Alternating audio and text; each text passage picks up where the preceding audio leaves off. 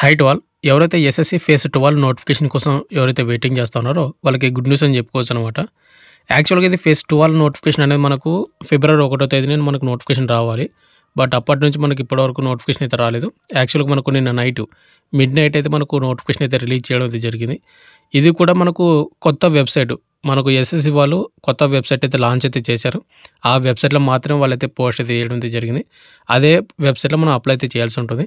And ఇప్పుడు ఈ వీడియోలో వచ్చేసి ఎన్ని పోస్టులు భర్తీ చేస్తున్నారు, క్వాలిఫికేషన్ ఏంటి, సెలక్షన్ ప్రాసెస్ ఏ విధంగా ఉంటుంది, ఏజ్ లిమిట్ ఎంత పెట్టాడు అనే కంప్లీట్ డీటెయిల్స్ అనేది ఇప్పుడు ఈ వీడియోలో అయితే ఎక్స్ప్లెయిన్ అయితే చేస్తాను. కాబట్టి వీడియో చూసిన ప్రతి ఒక్కరు కూడా వీడియోని ఎండ్ వరకు చూడండి బ్రదర్. మీరు వీడియోని ఎండ్ వరకు చూడకుండా మళ్ళీ అవి డౌట్స్ మీరు రిపీటెడ్గా కింద కామెంట్ అయితే చేయొద్దండి.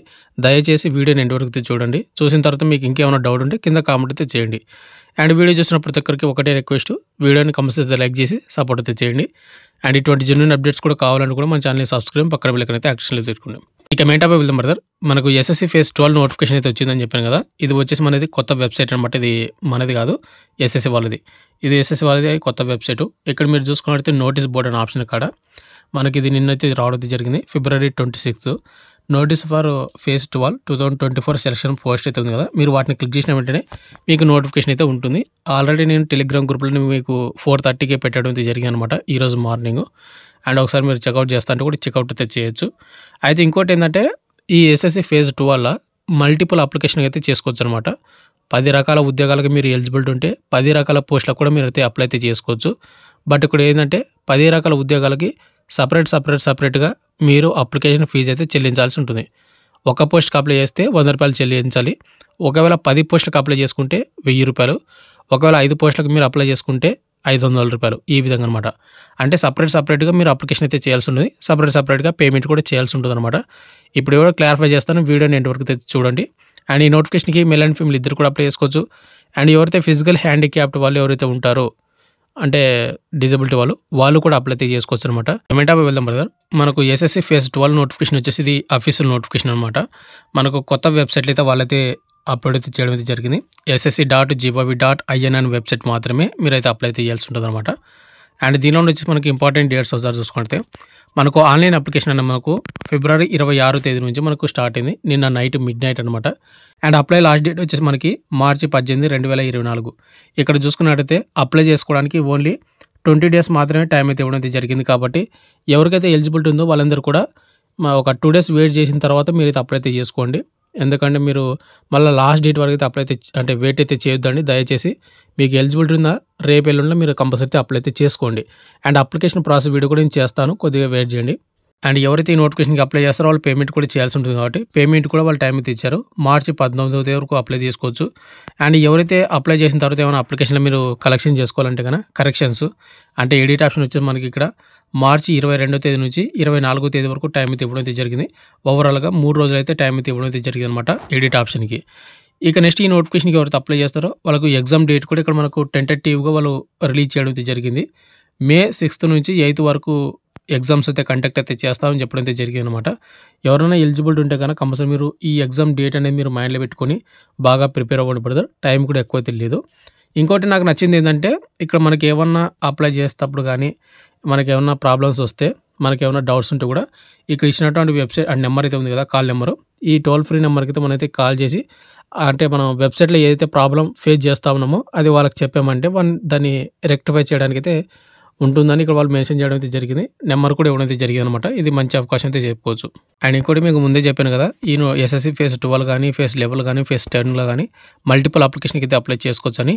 ఇప్పుడు ఎస్ఎస్‌సి ఫేజ్ 12 కూడా మల్టిపుల్ అప్లికేషన్ అయితే చేసుకోవచ్చు. ఇక్కడ మీరు నోటిఫికేషన్ మీకు చూసుకున్నట్లయితే ఫస్ట్ స్టార్టింగ్లోనే 2.2 అనే పాయింట్లో వచ్చేసి candidate who wish to apply for more than 1 post shall apply separately అని ఇచ్చాడు.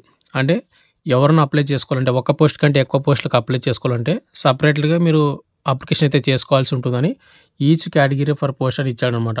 కాబట్టి మీరు మల్టిపుల్ అప్లికేషన్ అయితే చేసుకోవచ్చు. దీనిలో వచ్చేసి ఏంటంటే 10th బేస్ పోస్టులు ఉంటాయి, 12th బేస్ పోస్టులు ఉంటాయి, డిగ్రీ బేస్ పోస్టులు అయితే ఉంటాయన్నమాట. కాబట్టి మీరు ఎట్టి పరిస్థితుల్లో కూడా అన్ని ఇప్పుడు డిగ్రీ ఉన్నవాళ్ళు 3 కేటగిరీలో మీరైతే అప్లై అయితే చేసుకోండి. ఇక నెక్స్ట్ మనకు వేకెన్సీ డీటెయిల్స్ ఒకసారి చూసుకున్నట్లయితే మనకు ఎస్ఎస్‌సి ఫేజ్ 12 నోటిఫికేషన్ అయితే ఉంది కదా అఫీషియల్‌ది.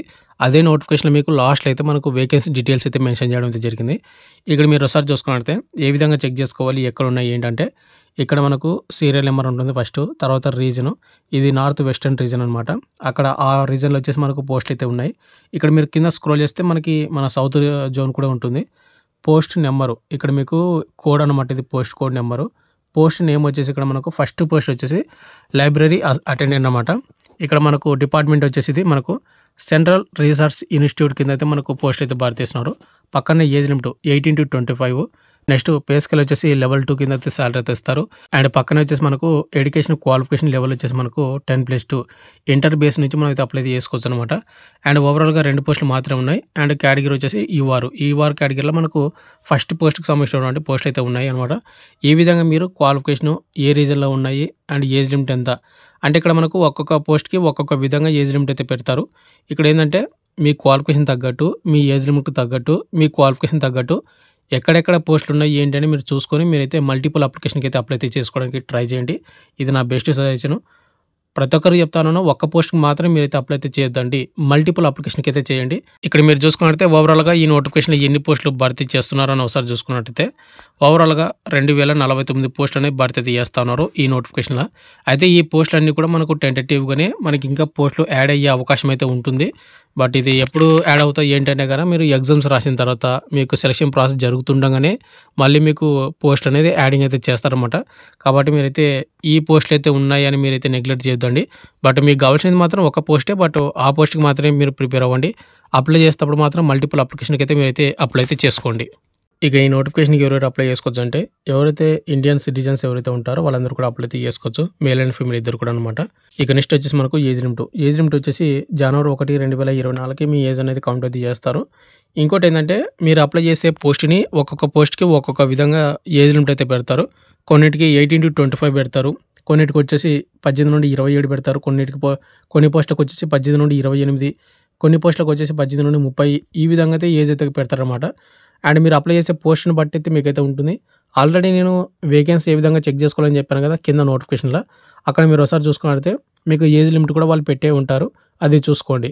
ఎవరైతే ఎస్సీ ఎస్టీ వాళ్ళు ఉంటారో అడిషనల్గా 5 years మీరు యాడ్ చేసుకోండి. ఒకవేళ మీరు ఓబీసీ వాళ్ళు అయితే కనుక అడిషనల్గా 3 years అనేది యాడ్ చేసుకోండి. ఎందుకంటే మీకు ఏజ్ రిలాక్షన్ కూడా వస్తుంది. ఒకవేళ యూఆర్ అండ్ ఈడబ్ల్యూఎస్ వాళ్ళు ఎవరైతే ఉన్నారో అక్కడ ఏదైతే ఏజ్ లిమిట్ పెడతారో ఇప్పుడు ఎగ్జాంపుల్గా 18 నుండి 28 సంవత్సరాలను పెట్టాడు అనుకోండి. అక్కడ మీకు యూఆర్ అండ్ ఈడబ్ల్యూఎస్ ఎవరైతే ఉన్నారో 18 నుండి 28 మాత్రమే. ఇక అడిషనల్గా మీకు ఎటువంటి ఏజ్ రిలాక్షన్ అయితే రాదు. ఒక్కొక్క పోస్ట్కి ఒక్కొక్క విధంగా మీకు ఏజ్ లిమిట్ అయితే పెట్టింటారు కాబట్టి అది కూడా ఒకసారి చెక్ చేసుకోండి. అండ్ ఇక్కడ ఒకసారి చూసుకోండి. ఇక్కడ మీకు 18 నుండి 30 సంవత్సరాలు పెడితే ఏ డేట్ ఆఫ్ బర్త్ ఉన్నటువంటి వాళ్ళు అప్లై చేసుకోవచ్చు అని ఇక్కడ వాళ్ళు మెన్షన్ చేయడం అయితే జరిగింది. ఇక్కడ మీరు డేట్ ఆఫ్ బర్త్ కూడా మీరైతే కౌంట్ అయితే చేసుకోవచ్చు అనమాట. నేను చెప్పాను కదా ఇక్కడ మనకు ఏజ్ రిలాక్షన్ కూడా ఇచ్చారని. ఎస్సీ ఎస్టీ వాళ్ళకు 5 years, ఓబీసీ వాళ్ళకు 3 years అండ్ ఫిజికల్ హ్యాండిక్యాప్డ్ వాళ్ళకు 10 years అయితే మనకు అప్పర్ ఏజ్ రిలాక్షన్ అయితే ఇవ్వడం అయితే జరుగుతుంది. ఇది కూడా ఒకసారి చూసుకొని మీరైతే అప్లై అయితే చేసుకోండి. ఇక నెక్స్ట్ మనకు ఎసెన్షియల్ క్వాలిఫికేషన్, ఎడ్యుకేషన్ క్వాలిఫికేషన్ అనమాట. క్వాలిఫికేషన్ విషయానికి వస్తే కనుక ఇక్కడ మనకి చెప్పాను కదా దీనిలోనే ఎస్ఎస్సి ఫేజ్ 12 నోటిఫికేషన్లు వచ్చేసి 10th బేస్ లెవెల్ పోస్టులు కూడా ఉన్నాయి, ఇంటర్ బేస్ లెవెల్ పోస్టులు కూడా ఉన్నాయి అండ్ డిగ్రీ బేస్ లెవెల్ పోస్టులు కూడా ఉన్నాయన్నమాట. బట్ ఎవరైతే డిగ్రీ చేసి ఉంటారో 3 రకాల ఉద్యోగాలకు అప్లై చేసుకోవచ్చు. ఒకవేళ ఇంటర్ అప్లై చేసిన వాళ్ళు అంటే ఇంటర్ క్వాలిఫికేషన్ వాళ్ళు 10th and inter base level apply post చేసుకోవచ్చు. ఒకవేళ ఓన్లీ 10th క్వాలిఫికేషన్ వాళ్ళు 10th పోస్ట్ మాత్రం మీరైతే అప్లై అయితే చేసుకోవచ్చు అనమాట. బట్ మల్టిపుల్ అప్లికేషన్ కూడా చేసుకోవడానికి అయితే పాసిబిలిటీ అయితే ఉంది. మీరు ఎటువంటి ఫిగర్ అయితే చేద్దండి. ఇక నెక్స్ట్ అప్లికేషన్ ఫీజు విషయానికి వస్తే కానీ ఇక్కడ మనకు 100 రూపాయలు అయితే పేమెంట్ అయితే పెట్టడం అయితే జరిగింది. ఇది ఓన్లీ 1 అప్లికేషన్ చేస్తేనే. ఒకవేళ మీరు 2వ అప్లికేషన్ కూడా చేయాలనుకుంటే మళ్ళీ అడిషనల్గా ఇంకొక 100 రూపాయలు మీరు పేమెంట్ అయితే చేయాల్సి ఉంటుంది. అలా ఎన్ని రకాల ఉద్యోగాలకు మీకు ఎన్ని రకాల అప్లికేషన్లు చేస్తే అన్ని రకాలుగా మీరు పేమెంట్ అయితే చేయాల్సి ఉంటుంది. 100 ఈ విధంగా మీకైతే అర్థమైందని అనుకుంటున్నాను. కాబట్టి ఇక్కడ మీరు చూసుకోవచ్చు. అయితే ఈ అప్లికేషన్ వచ్చేసి ఎవరైతే ఉమెన్ వాళ్ళు అండ్ ఎస్సీ ఎస్టీ వాళ్ళు అండ్ ఫిజికల్ హ్యాండిక్యాప్డ్ వాళ్ళు ఎక్సర్సైజ్ కేటగిరీ వాళ్ళు ఎవరైతే ఉంటారో వాళ్ళు పేమెంట్ అయితే చేయాల్సిన అవసరం అయితే లేదు.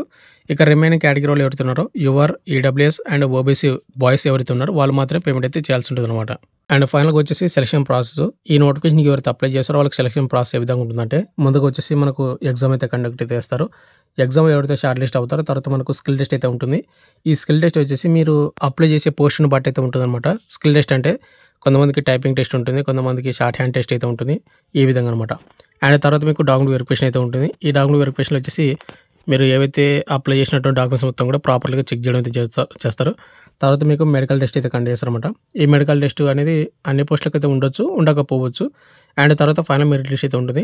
ఈ ఫైనల్ మెరిట్ లిస్ట్‌లో ఎవరి పేరైతే ఉంటుందో వాళ్ళకి మాత్రమే ఉద్యోగం అనేది ఇవ్వడం అయితే జరుగుతుందన్నమాట. నెక్స్ట్ ఎగ్జామ్ విషయానికొస్తే గన ఎగ్జామ్ సెంటర్స్ వచ్చేసి మనకు southern reason Andhra Pradesh, Tamil Nadu, Pondicherry and Telangana. ఇక్కడ ఇచ్చినటువంటి స్టేట్‌లోనే ఎవరైతే ఎగ్జామ్ సెంటర్ పెడతారో ఇక్కడ మనకు సదరన్ రీజన్‌కి అయితే వస్తుందన్నమాట. ఇక్కడ వెబ్‌సైట్ కూడా చూసుకోవచ్చు మీరు. ఇక్కడ హైదరాబాదు, కర్నూలు, విజయవాడ, విశాఖపట్నము, చీరాల, కడప, గుంటూరు, కాకినాడ, నెల్లూరు, రాజమండ్రి, తిరుపతి, విజయనగరము, కింద కరీంనగర్, వరంగల్. ఇక్కడ ఇచ్చినటువంటి డిస్ట్రిక్ట్స్‌లో మాత్రం మీరు ఎగ్జామ్ సెంటర్స్ అయితే పెట్టుకోవాల్సినటువంటి అవకాశం అయితే ఉంటుందన్నమాట. ఇక నెక్స్ట్ సెలక్షన్ ప్రాసెస్‌లో ముందుగా ఎగ్జామ్ అయితే ఉంటుందని చెప్పాను కదా! ఎగ్జామ్ విషయానికొస్తే గనుక ఇక్కడ మనకు ఓవరాల్‌గా మనకు 100 క్వెషన్‌లు అయితే వస్తాయి. ఇక్కడ సబ్జెక్ట్ వైస్ చూసుకుంటే జనరల్ ఇంటెలిజెన్స్ నుంచి మనకు 25 క్వెషన్‌లు వస్తాయి 50 మార్కులకు. అండ్ జనరల్ అవేర్‌నెస్ నుంచి మనకు 25 క్వెషన్‌లు వస్తాయి 50 మార్కులకు. క్వాంటిటివ్ ఆప్టిట్యూడ్ నుంచి మనకు బేసిక్ అర్థమెటిక్ అనమాట 25 క్వెషన్‌లు వస్తాయి 50 మార్కులకు.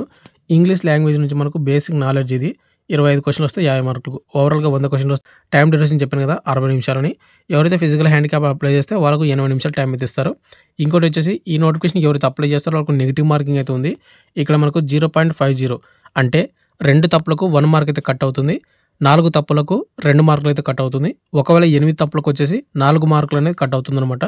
అండ్ ఇంకోటి ఈ ఎగ్జామ్ అనేది మనకు తెలుగులో ఉంటుందని కొంతమందికైతే డౌట్ అయితే ఉండొచ్చు. తెలుగులో అయితే ఉండకపోవచ్చు. ఎందుకంటే ఇక్కడ మనకు లోకల్ లాంగ్వేజ్ అని గాని ఎక్కడ కూడా మెన్షన్ చేయలేదు. బట్ లోకల్ లాంగ్వేజ్ అంటే తెలుగులో కూడా కండక్ట్ చేయకపోవచ్చు అనమాట. మాక్సిమం ఇంగ్లీష్ అండ్ హిందీలో మాత్రమే మీకు ఎగ్జామ్ అయితే కండక్ట్ చేసే అవకాశం అయితే ఉంది. ఎందుకంటే ఇక్కడ మనకు నోటిఫికేషన్‌లో ఎక్కడ కూడా వాళ్ళు మెన్షన్ చేయలేదు. అంటే తెలుగులో ఉంటుంది అని. కాబట్టి మీరు ఇక్కడ ఇచ్చినటువంటి ఎగ్జామ్ సిలబస్‌ని మీరు బేస్ చేసుకొని మీరైతే ఎగ్జామ్ డేట్ కూడా అనౌన్స్‌మెంట్ చేయడం అయితే జరిగింది టెంటేటివ్‌గా. మే 6వ తేదీ నుంచి మే 8వ తేదీ వరకు కండక్ట్ చేస్తామని. కాబట్టి మీరు అది కూడా మీరు మైండ్‌లో పెట్టుకొని మీరైతే అప్లై అయితే చేసుకోండి బ్రదర్. ఎట్టి పరిస్థితుల్లో కూడా మీరు మిస్ అయితే చేసుకోవద్దండి. అండ్ ఫైనల్‌గా వచ్చేసి మీకు ఇంకో డౌట్ అయితే ఉండొచ్చనమాట. అదేంటంటే బ్రదర్ ఇప్పుడు 10థ్‌లో నేను 10థ్ క్వాలిఫికేషన్ తోటి ఒక 2, 3 పోస్టులకు అప్లై చేసుకుంటాను. అండ్ నెక్స్ట్ వచ్చేసి ఇంటర్ క్వాలిఫికేషన్ తోటి 2, 3 రకాల పోస్టులకు అప్లై చేసుకుంటాను. తర్వాత డిగ్రీ క్వాలిఫికేషన్ తోటి 2, 3 రకాల పోస్టులకు అయితే అప్లై చేసుకుంటాను. బట్ ఈ ఎగ్జామ్స్ అనేది మల్టిపుల్ ఎగ్జామ్స్ ఉంటాయా? అంటే ఒక్కొక్క పోస్ట్‌కి ఒక్కొక్క విధంగా ఒక్కొక్క రోజు. లేదంటే అన్ని రకాల పోస్టులకు కలిపి ఒకటే ఎగ్జామ్ ఉంటుందని మీకు ఒక డౌట్ అయితే ఉండొచ్చు. ఇక్కడ మీ డౌట్ క్లారిఫై చేయాలంటే ఏంటంటే సింపుల్‌గా చెప్తాను చెప్పండి. ఇప్పుడు 10థ్ క్వాలిఫికేషన్ తోటి 2, 3 రకాల పోస్టులకు అప్లై చేసుకున్నారు కదా! ఆ 2, 3 రకాల ఉద్యోగాలకు ఒకరోజు ఎగ్జామ్ ఉంటుంది. ఓన్లీ 10థ్ వరకు. ఒకవేళ మీరు ఇంటర్ క్వాలిఫికేషన్‌తో అప్లై చేశారు కదా! ఇంటర్ క్వాలిఫికేషన్‌తో మీరు 2, 3 రకాల ఉద్యోగాలకు అప్లై చేస్తే ఆ 2, 3 ఉద్యోగాలకు మళ్ళా సెపరేట్‌గా నెక్స్ట్ డే ఒక ఎగ్జామ్ అయితే ఉంటుందన్నమాట. దానికి సెపరేట్‌గా ఒక ఎగ్జామ్ ఉంటుంది. అండ్ డిగ్రీ క్వాలిఫికేషన్ తోటి ఒక 3, 4 రకాల ఉద్యోగాలకు అప్లై చేస్తే ఆ 3, 4 రకాల ఉద్యోగాలకు మళ్ళా సెపరేట్‌గా ఒక ఎగ్జామ్ డేట్ అయితే ఇస్తారన్నమాట. అంటే ఇప్పుడు మీరు 3 రకాల ఉద్యోగాలకు అప్లై చేస్తే 3 రోజైతే మీరైతే ఎగ్జామ్ అయితే రాయాల్సి ఉంటుంది. మీకు సెపరేట్‌గా ఎగ్జామ్ డేట్ అయితే మీకు పడడం అయితే జరుగుతుందన్నమాట. అయితే మీ డౌట్ అయితే క్లారిఫై అయితే చేశారని అనుకుంటున్నాను. మీకు ఇంకేమైనా డౌట్ ఉంటే గనుక కింద కామెంట్ అయితే చేయండి బ్రదర్. Thank you.